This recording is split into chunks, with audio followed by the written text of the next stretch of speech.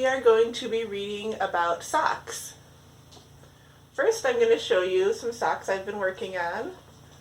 This is the monkey sock. This is its partner. And then one sock, this is the zombie sock pattern. I've only gotten one done so far. Hopefully I'll have a second one to show you soon. So we're going to skip ahead to chapter 6 in Knitting Rules, which is all about socks. Again, this is Knitting Rules by Stephanie Pearl-McPhee. It's put out by Story Publishing. They gave me permission to read this out loud to you, and it's available for download on Hoopla from your library. Chapter 6, Socks. I'm knitting socks for my husband. He is the worst kind of man to knit socks for. He has enormous feet and he likes his socks plain. No colors, no fuss, no stripes. He can occasionally be persuaded to put on socks with cables and stuff, but mostly it's round and round and round, forever and ever and ever. When these socks are done, they'll appear ordinary, except they're not. They are hours of my life, each one spent on him. He'll pull them on like they're run-of-the-mill footwear. They'll walk with him as he goes through his day, every day, until they wear out. And then others will take his place. These others also knit by me. It's this extraordinary ordinariness that makes socks special. That something as humdrum as socks could be elevated by love and then walked on. It speaks to a certain magnificence. The truth about socks is that they're humble and beautiful and noble, and in their lowness, they're the highest form of art. For the love of socks. I like to think of myself as a person who is, at least in the eyes of the law and in my ability to be a parent, sane. I don't talk to myself in public, except for counting stitches or patterns. I don't rave or throw things, except when I fail to count stitches or patterns. And I hold down a job, buy groceries, and occasionally engage in normal activities like doing laundry. I don't enjoy these activities, which I think confirms my sanity. But none of these indications that I'm a normal, sane person with really very little odd behavior go far towards explaining my feelings about sock yarn and knitting socks. Okay, so she's got a top 10 list here. 10 reasons to knit socks. Number 1, they don't use much yarn. If you're broke, knitting socks lets you come up with a finished project without having to save up like you do for a sweater's worth of yarn. 2, they're portable. You can tuck a ball of sock yarn in your purse or pocket and turn out knitwear wherever you go. You simply can't say the same for a sweater project or an afghan. Socks are not forever. They're one of the only knitting projects that, if used properly, will wear out. This means, unlike hats and scarves, you can never knit too many. 4. Hand-knit socks are 100% better than store-bought. They feel so fabulous on your feet that there's almost nobody who doesn't want to only wear hand-knit socks from the first time they slip them on. Number 5. There are so many ways to make socks that you can do it no matter how you like to knit.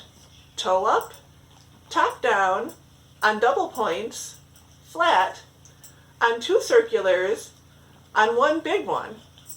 If you like to knit, you'll like to knit socks. Reason 6.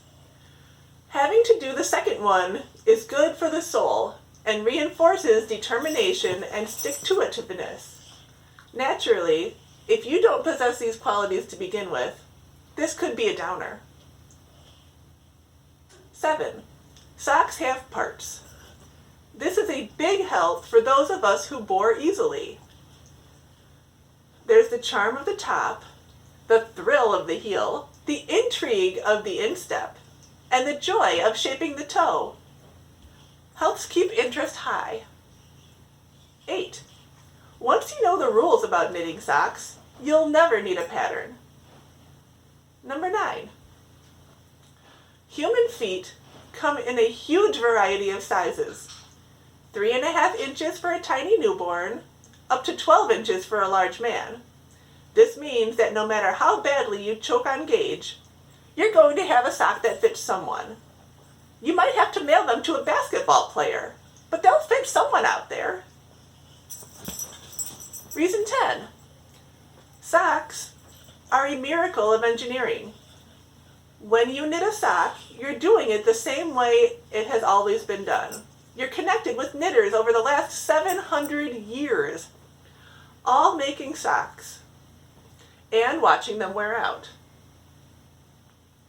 I love sock yarn, all sock yarn, heathered sock yarn, solid sock yarn, self-patterning sock yarn, stripy sock yarn, hand-painted sock yarn. I love it all. My heart beats a little faster when I see the sock yarn pattern in a yarn shop, and even if I have sworn to buy nothing, a few tiny skeins somehow manage to sneak home with me. I have always believed that sock yarn is the appetizer of the stash, little bits of wondrousness that we can snap up in a yarn store without it counting as buying yarn.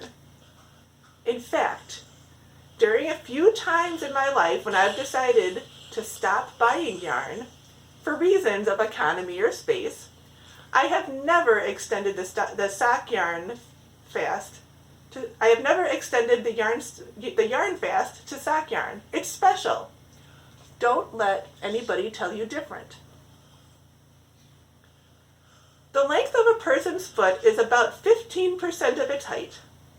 If you know how tall someone is, and you know how to figure percentages, you can probably make that person a pair of socks that fits reasonably well. This rule is only for people who have finished growing. In this chapter, you'll find more math and technical mumbo-jumbo than in the chapters on scarves or hats. Don't let it scare you.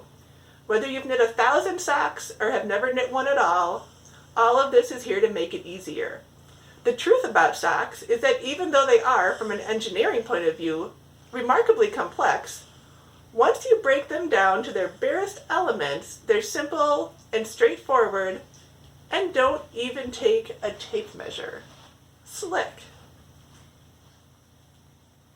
Now I'm going to skip ahead a little bit. I'll let you read the rest of this chapter about how to make socks on your own. Okay, I just read some 10 reasons to knit socks. Now we're going to skip ahead to 10 reasons not to knit socks. 1. Sock knitting may be addictive. 2. Knitting socks can lead to an obsession with any form of footwear. It may be a gateway to other uncontrollable knitting, like slippers or the very vulnerable men's knee-high kilt hose. 3. Once you've knit a pair for someone, there is a 96% probability that you will not only be asked, but continuously implored as well to provide them with a lifetime of hand-knit socks. If this person is young, this could be a lot of socks. 4. Sock yarn is a mysterious animal. For reasons I can't explain, very few knitters count it as actual stash. A few balls here, a few balls there. The next thing you know, you're thinking about having the kids sleep in their clothes in the garage so you can have more yarn space. Sock yarn is inexpensive enough that the problem of reason 4 is not curbed by a decrease in income. 6. There are 2 socks in a pair. This means after you have knit one sock, forgive me for being obvious, you must knit another, and it has to be exactly the same. If you're an easily bored knitter, it could be that you're going to wear a lot of mismatched socks from now on. 7. Sock needles are sharp. Untidy knitters who leave their knitting lying around would do well to note that a puncture wound arising from a sock knitting incident, and don't pretend that you're above it, requires a tetanus shot. I advise getting one just in case when you take up socks. It saves time. Reason 8. Once you knit socks, you'll have to deal with a lifetime of explaining to people why you bother. They'll point out that socks from the store are $2 a pair, and you'll counter-argue with a gift of a hand-knit pair of socks to help them understand. See reason 3 for the problem that exists beyond this bugging the daylights out of you. 9. Sock yarn may be the knitter's version of methadone. It's what you buy when you really want to buy a lot of yarn, or when you just need to take the edge off. It's dangerous, easy, and comes with irresistible self-patterning varieties that make you feel clever. 10. There are so many kinds of socks that no matter what you're thinking now, once you start, you'll never be able to stop. Thanks for joining me. Again, I still have sock number 2 to finish on this one. I hope you all are having lots of fun knitting adventures. I know I sure am. Thank you again. Bye-bye.